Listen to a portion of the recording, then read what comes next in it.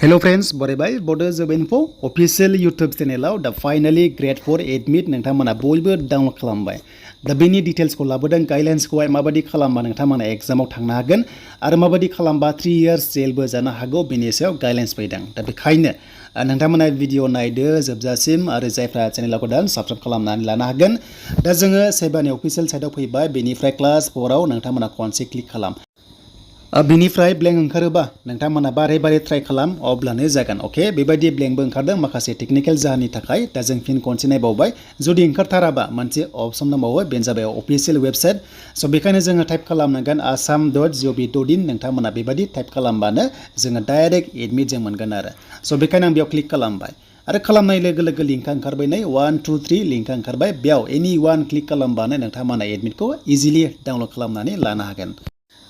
स' दानिया जोङो क्लिक खालामबाय दा अफिशियेल साइटआ फैबाय नै गासिबो सेमानो दङ एप्लिकेसन नाम्बारखौ नोंथांमोना होदो गोजौआव बेनिफ्राय पासवर्डआ नोंथांमोना जि दङ बेखौ होनानै लगइन खालामबानो मोनसिगोन जुदि एडमिटआ मोनथाराबा मोनसे अपसन दङ कल नाम्बार दं बेयाव कल खालामनानै नोंथांमोना सोंहरनो हागोन आरो जुदि बावदोंबा फरगट पासवर्डआ बेयाव क्लिक खालाम आरो क्लिक खालामनाय लोगो लोगो बेबायदि ओंखारोबा फिन खनसेबा फरगटआव क्लिक खालामबा मबाइल नाम्बार बेनिफ्राय फन नाम्बारा नोंथांमोना जायनोखि रेजिस्टार दङ बेखौ होनानै बार्थडेखौ होनानै साबमिट खालाम अब्ला नोंनाव मेसेज थांगोन आरो आइडिखौ नोंथांमोना मोनफिननानै लगइन खालामनानै एडमिटखौ डाउनलड खालामनो हागोन स' बिदिबा जों एडमिटखौ नायनोसै दा बे जाबाय एडमिटआ गांसेयानो सोलिगोन जुदि नोङो मोननै पस्टआव खालामदोंबा अके मोनसेया जाबाय क्लास 8 फार्स्ट लेभेल मोनसेया जाबाय HSLC एबा 10 फार्स्ट लेभेलनि ग्रेड 4 दा बे साख्रिया मोननैबो ग्रेड 4 अके दा बेयाव मोनसे एडमिटजोंनो खननै एग्जाम होनो मोनगोन नोंथांमोना अके बेनो जाबाय पेपार 1 and 2 दङ बेखौ गोनो गोथो नोंथांमोना दाजा दा जायफ्रा मोननैबो पस्टआव खालामदों बेबायदि दङ खायसे मोनसेल' खालामदोंबा नोंथांमोना मोनसेल' ओंखारगोन आरो दा बे जाबाय नोंथांमोननि एग्जाम सेन्टार बेखौ नायदो एग्जाम सेन्टाराव 27 अक्ट'बरावनो माने फुं बेला एग्जाम दङ फुंनिया 9 बेनिफ्राय बेलासिना 1:30 PM आव जागायगोन आरो बेखौ नायदो 135 कुइसन दङ 135 नाम्बार दङ आरो मोनसे हाबानो 1 मोनगोन स' नोंथांमोना 135 नि नाम्बारनि एग्जामखौ होनो मोनगोन आरो अके आरो बेयाव नेगेटिभ मार्किं दङ अके नोंथांमोना नेगेटिभ मार्किं दङ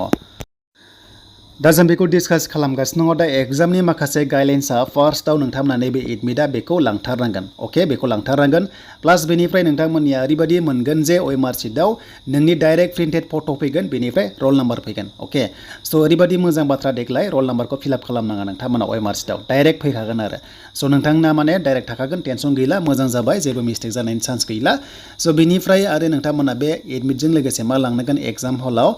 बेनो जाबाय एडमिटखौथ' लांथारनांगोन नोंथांमोना बेखौ मिन्थिखाबाय एग्जाम हलाव नोंथांमोना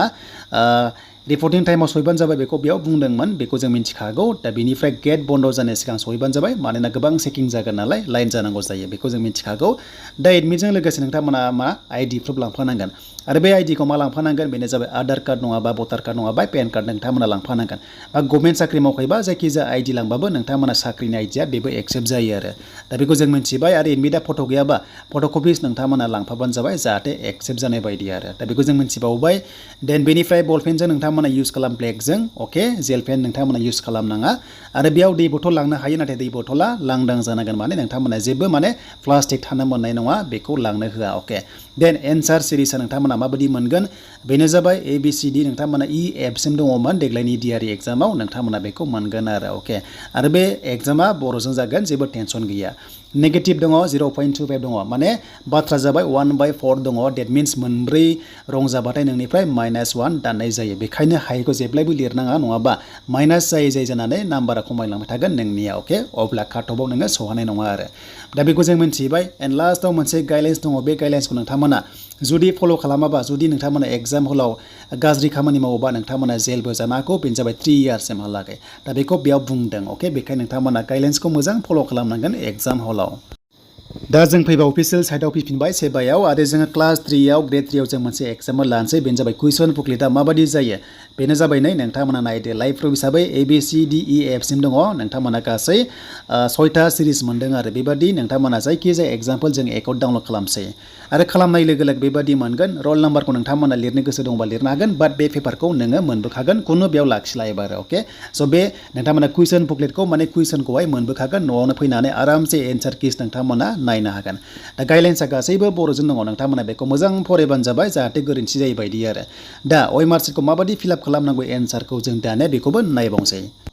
दा बे जाबाय OMR सिट नोंथांमोना फिलआप खालामनाया जेब्ला एग्जामाव लिरोना सार्कोलाव नोंथांमोना बेंखनाव कालार फुननांगोन बेबायदि अके ब्लेक कालारजों नोंथांमोना गल फुनजोबथारनांगोन टिक मार्क होबा जानाय नङा एबा इनटु होबा नोंथांमोना मा जानाय नङा आरो